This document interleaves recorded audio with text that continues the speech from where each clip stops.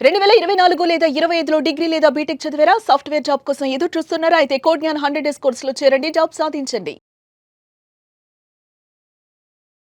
Welcome to Suman TV. నేను మీ Suman TV Naik. చాలామంది అప్పులు చేసిన తర్వాత తీర్చుకోలేనటువంటి పరిస్థితికి వెళ్ళిపోతూ ఉంటారు. బట్ చట్టాలు వాటి ద్వారా కూడా మనల్ని మనం సేవ్ చేసుకునేటువంటి అవకాశం ఉంటుంది. ఎందుకు అనంటే అవగాహన లేకపోవటం వల్ల అందరూ కలిసి ఒక సోషల్ ట్రాప్‌లో పడిపోయి, నేను కట్టలేదని అనుకుంటే నా గురించి ఏమనుకుంటారో అనుకునేటువంటి ఒక సోషల్ ట్రాప్‌లో పడిపోయి మీ జీవితాన్ని నాశనం చేసేసుకుంటూ ఉన్నారు. మీరు చచ్చేంత ధైర్యం మీకుంటే, అంటే చనిపోవడానికి మీరు ధైర్యపడేటువంటి వాళ్ళు వీడియో మొత్తం పూర్తిగా చూడండి. మీకు బతకడానికి ధైర్యం వస్తది. చట్టాలు ఏం చెప్తున్నాయనేది ఈరోజు మనతో పాటు ప్రముఖ అడ్వకేట్ శశికాంత్ గారు ఉన్నారు. వారి మాటలను తెలుసుకుందాం. నమస్కారం సార్. నమస్తే అండి. మీరు నేను చేసినటువంటి ప్రతి వీడియోలో అవేర్‌నెస్ తోటి ఇవాళ నేను ఇలా చెప్తున్నానని కాదు, ఈఎంఐ నుంచి బయటపడినటువంటి వాళ్ళు వేలల్లో ఉన్నారు. కరెక్ట్ అండి. ఎందుకంటే వాళ్ళ ఫీడ్‌బ్యాక్ కూడా మనం చూసాం కాబట్టి. అండ్ కొంతమంది ఇల్లు ఆక్షన్‌కి వెళ్ళకుండా ముందుగానే మీ దగ్గరికి వచ్చి దాని నుంచి కూడా బయటపడినటువంటి వాళ్ళు చాలామంది ఉన్నారు. అలా ప్రాణహాని వరకు లేకుండా ముందు బయటపడినటువంటి వాళ్ళు చాలామంది ఉన్నారు. బట్ ఈ అప్పులనేవి ప్రతి ఒక్కరికి ఒక సమస్యగా మారింది. కొన్నైతే రోడ్డు పాలైపోయి కుటుంబం మొత్తం నాశనం చేసేసుకున్నటువంటి వాళ్ళు ఉన్నారు. చనిపోయినటువంటి వాళ్ళు, సూసైడ్ చేసుకున్నటువంటి వాళ్ళు.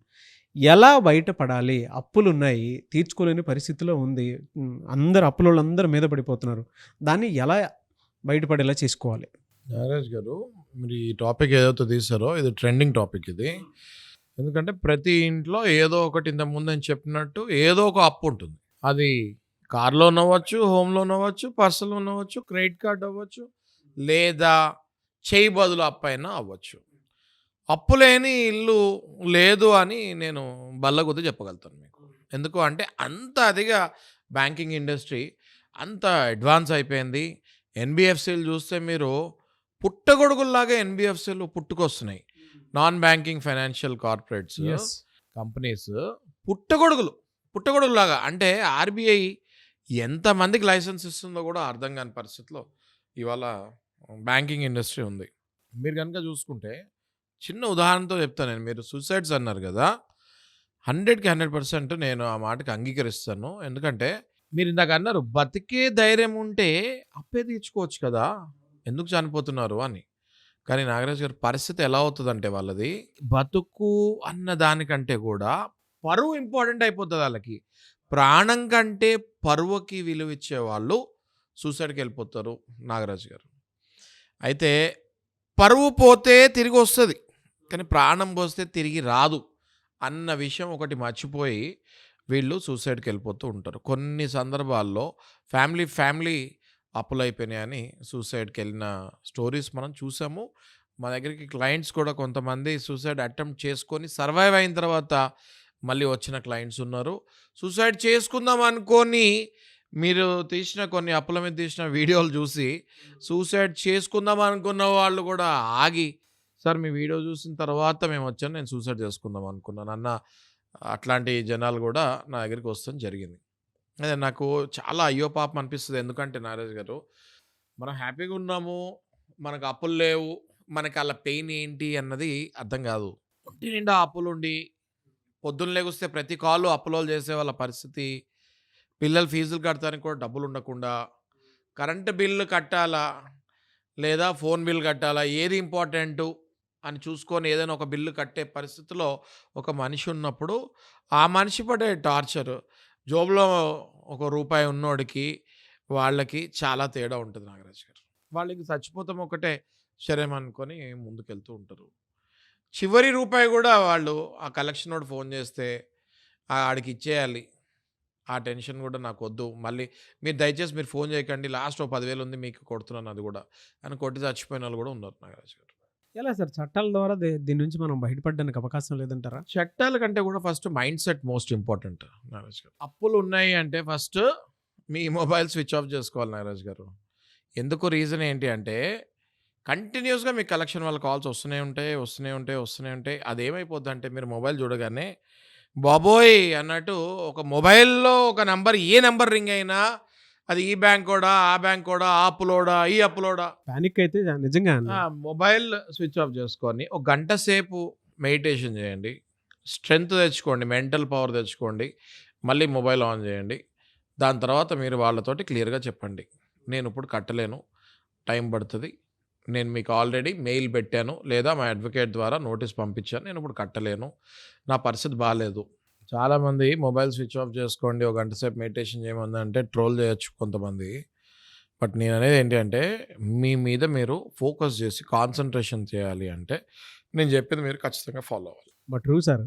అంటే లాజికల్లీ కూడా సైకలాజికల్లీ మనల్ని మనం బలం పెంచుకోవాలి అనుకుంటే మాత్రం మన ఇన్నర్ కనెక్షన్ చాలా ఇంపార్టెంట్. ఏ టైంలో ఆ అండి స్పిరిచువల్ పవర్ తీసుకోవాల్సింది. డెఫినెట్లీ ఏ టైంలో అండి నారాజ్ గారు, మార్నింగ్ 4 to 5 బ్రహ్మముహూర్తము. ఆ టైంలో మీరు లెగుస్తే మొబైల్ స్విచ్ ఆఫ్ కూడా చేయక్కర్లేదు. ఆ టైంలో మొబైల్ ఆన్ ఉన్నా ఆ టైంలో ఎవరు ఫోన్ చేయరు. ఒక 1 అవర్ మీరు కూర్చొని అట్లాంటి టైంలో 4 ఆర్ సమ్ టైమ్స్ 3 ఆల్సో నిద్ర రానప్పుడు 3 తర్వాత 5 వరకు ఒక 1 అవర్ మెడిటేషన్ అంటే ఏంటండి, ఫోకసింగ్ అనే థాట్ అంటే ఏదైనా ఒక్కటి మైండ్లో పెట్టుకొని దాని గురించి మీరు ఆలోచించండి. ఫర్ ఎగ్జాంపుల్, నాకు 50 లక్షల అప్పులు ఉన్నాయి, నేను దీన్ని ఎలా తీర్చాలి, ఒక్కళ్ళే మీరు కూర్చొని ఆలోచించండి. ఖచ్చితంగా మీకు సొల్యూషన్ వస్తుంది. మీరు 9 తర్వాత 10 తర్వాత 11 తర్వాత లెగిస్తే మొబైల్ స్విచ్ ఆఫ్ చేసినా కూడా అప్పుడు లాభం లేదు. ఎందుకంటే పక్కన మీ పిల్లవాడు పిలవచ్చు, లేకపోతే మీ వైఫ్ పిలవచ్చు, లేకపోతే మీ తాతయ్య గారు పిలవచ్చు, మీ నాన్నగారు పిలవచ్చు, లేకపోతే పక్కన ఫ్రెండ్ రావచ్చు, ఎవడు కాపితే పాలోడని వచ్చి తలుపులు కొట్టచ్చు, ఏదైనా అవ్వచ్చు. Some disturbance will come. మీరు ఇంట్లో ఖాళీకి కూర్చున్నా మిమ్మల్ని నేచర్ వదలదు. నేచర్ మీకు సపోర్ట్ చేసే టైంలో మీరు సపోర్ట్ తీసుకోవాలి తప్ప, నేను ఇంట్రెస్ట్గా ఉన్నప్పుడు నేచర్ నన్ను సపోర్ట్ చేయాలంటే that is not possible. Okay, so నా సజెషన్ ఏంటి అంటే first focus on your health. Meditation చేయండి, ఒక 1 అవర్ ఆలోచించండి ఈ అప్పులు ఎలా తీర్చాలి అని. ఖచ్చితంగా మీకు సొల్యూషన్ వస్తుంది. ఒక 1 అవర్ డైలీ మీరు ఫోకస్ చేయండి, ఏదో ఒక ఐడియా వస్తుంది. ఆ ఐడియా ప్రకారం మీరు మళ్ళీ మీ జీవితాన్ని స్టార్ట్ చేయండి. ఏదో ఒక బిజినెస్లోకి ఎంటర్ అవ్వండి, ఎవరో ద్వారానో ఏదో ఒకటి మీకు రూట్ కనిపిస్తుంది, ఆ రూట్లో వెళ్ళండి. స్లోగా మీరు మళ్ళీ మీ ఇన్కమ్ బిల్డ్ చేసుకోవచ్చు, అప్పులన్నీ మళ్ళీ సెటిల్ చేయొచ్చు. అయితే అప్పటి వరకు మీరు కలెక్షన్ వాళ్ళ దగ్గర నుంచి, హెరాస్మెంట్ నుంచి, ఇప్పుడు చూసేవాళ్ళు ఏమనుకుంటారంటే, ఓ పక్కన కలెక్షన్ వాళ్ళు మా ఇళ్ళ మీదకి వచ్చి పడుతుంటే, ఆ నోటీసులని ఈ నోటీసులని గంటకొక నోటీస్ వస్తుంటే మీరు ప్రశాంతంగా ఉండమండి అంటే ఎలా అండి అంటే, దీనికి ఒక సొల్యూషన్ ఉంది, లీగల్గా ఒక మార్గం ఉంది. మీరు సివిల్ కేస్ అండి ఇది, నాగరాజ్ గారు, క్రిమినల్ కేస్ కాదు మీరు భయపడటానికి. This is civil case. Anything which is related to money, part from కొన్ని ఉంటాయి, చీటింగ్ అని ఇట్లాంటివి. ఏ సెక్షన్ కిందకి సార్ ఇది సివిల్ కేసులోనే? సివిల్ కేసులో ఇంజంక్షన్ అని ఒక ఆర్డర్ ఉంటుందండి. ఓకే, ఆ సెక్షన్ ప్రకారం మీరు కోర్టుకి వెళ్ళి సివిల్ కేసులో అప్లై చేస్తే మీకు ఇంజంక్షన్ వస్తుంది. సుప్రీం కోర్టు వరకు వెళ్ళే అవకాశం ఉంటుంది సార్ ఇది? 100% అండి, 100%. ఇప్పుడు హైకోర్టులో చూసుకుంటే మీరు చాలా మంది అప్లై అంటే ఎంత అప్పు ఉంటే సుప్రీం కోర్టు వరకు వెళ్ళడానికి అవకాశం ఉంటుంది సార్? యావరేజ్ దానికి ఏమైనా పారామీటర్స్ ఉంటాయా? అంటే సుప్రీం కోర్టుకి వెళ్తానికి ఎంత అప్పు అని కాదండి, సామాన్య మానవుడు రూపాయి అప్పున్నోడు కూడా వెళ్ళొచ్చు. కానీ మీ లోవర్ కోర్ట్స్లో అన్నీ రిజెక్ట్ అవుతేనే అప్పుడు సుప్రీం కోర్టుకి వెళ్ళొచ్చు. సో ఫస్ట్ మీరు లోవర్ కోర్టుకి వెళ్ళి, సివిల్ కోర్టుకి వెళ్ళి, ఇట్లా పరిస్థితి ఉంది నాది, నన్ను నా పని ఏం చేసుకోనియట్లేదు, నన్ను లెగనియట్లేదు, కూర్చొనియట్లేదు, అసలు నేను అట్లీస్ట్ వాళ్ళ దగ్గర తీసుకున్న అప్పు కడతానికైనా నాకు బ్రీతింగ్ స్పేస్ ఇవ్వాలి కదా, బ్రీతింగ్ స్పేస్ ఇవ్వకుండా టార్చర్ పెడుతుంటే నా లైఫ్ ఏమైపోద్ది, నా ఫ్యామిలీ ఏమైపోద్ది అని చెప్పి ఒక్క స్మాల్ ఇంజంక్షన్ పిటిషన్ వేస్తే, మ్యాండేటరీ ఇంజంక్షన్ ఉండొచ్చు, పర్పెచువల్ ఇంజంక్షన్ ఉండొచ్చు, పర్మనెంట్ ఇంజంక్షన్ ఉండొచ్చు. ఒక్క ఇంజంక్షన్ వేస్తే వెంటనే ఏం చేస్తారంటే వీళ్ళు దాన్ని ఇమ్మీడియట్గా డిఫెండెంట్ బ్యాంక్స్, అంటే మీకు 10 బ్యాంకుల దగ్గర నుంచి అప్పు ఉంటే 10 బ్యాంకులకి నోటీస్ సర్వ్ అవుతుంది. 10 బ్యాంకులకి నోటీస్ సర్వ్ అయిన తర్వాత వాళ్ళు కూడా కోర్టుకు వస్తారు. వచ్చిన తర్వాత మనం క్లియర్గా చెప్పచ్చు పరిస్థితి ఇది అని చెప్పి, ఎవిడెన్సెస్తో పాటు మనం చెప్పాలి. ఎందుకు కట్టలేకపోతున్నాడు, ఉద్యోగం పోయిందా, బిజినెస్ లాస్ అయిందా, క్లియర్ కట్గా ఎవిడెన్సెస్తో పాటు ఈ ఇయర్ ఐటీ రిటర్న్స్ కూడా కట్టలేకపోయాము, పే స్లిప్లు కూడా లేవు, ఇదిగో నా బ్యాంక్ స్టేట్మెంట్, బిజినెస్లో ₹1 కూడా నాకు పడట్లేదు అని చెప్తే ఖచ్చితంగా anyone need to give time. Yes. కానీ ఇక్కడ ఈ స్టేజ్ వరకు వెళ్ళకోకుండా ప్యానిక్ అయిపోయి కొంతమంది మొత్తం టోటల్ ఫ్యామిలీని డిప్రెషన్లోకి తీసుకెళ్ళిపోయి వాళ్ళ జీవితంతో పాటు వాళ్ళ భార్య పిల్లల జీవితం కూడా నాశనం చేస్తున్నారు. అది మనము ఎన్నో జీవితాల్లో చూస్తూ ఉన్నాము. దయచేసి నేను ఒకటే అంటున్నాను, ఈ video should be a most powerful video for ఎవరెవరికి అప్పులు ఉన్నాయో, ఈ వీడియో వాళ్ళకి జీవితంలో యూజ్ అవ్వాలని నేను మనస్ఫూర్తిగా కోరుకుంటున్నాను. మంచి అడ్వకేట్ దగ్గరికి వెళ్ళండి, కోర్టుని ఆశ్రయించి కొంచెం టైం కావాలి అని అడగమనండి, ఇంజంక్షన్ ఆర్డర్ వేయమనండి, ఏదో ఒకటి మీకు కొంచెం బ్రీతింగ్ టైం వస్తుంది. ఆ తర్వాత మీకు డోర్స్ ఎక్కడో అక్కడ ఓపెన్ అవుతాయి. బిజినెస్ జాబ్ వస్తామో ఆ తర్వాత బ్యాంక్స్కి సెటిల్మెంట్కి వెళ్ళండి. మీకు ₹1,00,000 అప్పు ఉంటే 20,000 30,000 కూడా బ్యాంకర్స్ సెటిల్మెంట్కి వస్తున్నారు.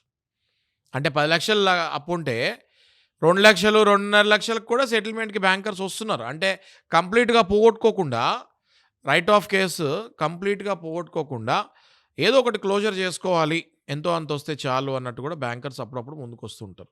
దయచేసి అలాంటి ఆపర్చునిటీస్ తీసుకోండి. ఆ హెరాస్మెంట్ నుంచి బయటపడండి. అడ్వకేట్ సపోర్ట్ తీసుకోండి. ఆ డబ్బులు కూడా ఎట్లా సంపాదించాలో దానికి పీస్ఫుల్ మార్గం ఏంటో మీకు క్లియర్గా చెప్తారు. దాన్ని బట్టి ఫాలో అవ్వమని నేను చెప్తున్నాను. Thank you so much Shashikant garu. Thank you Nagaraj గారు.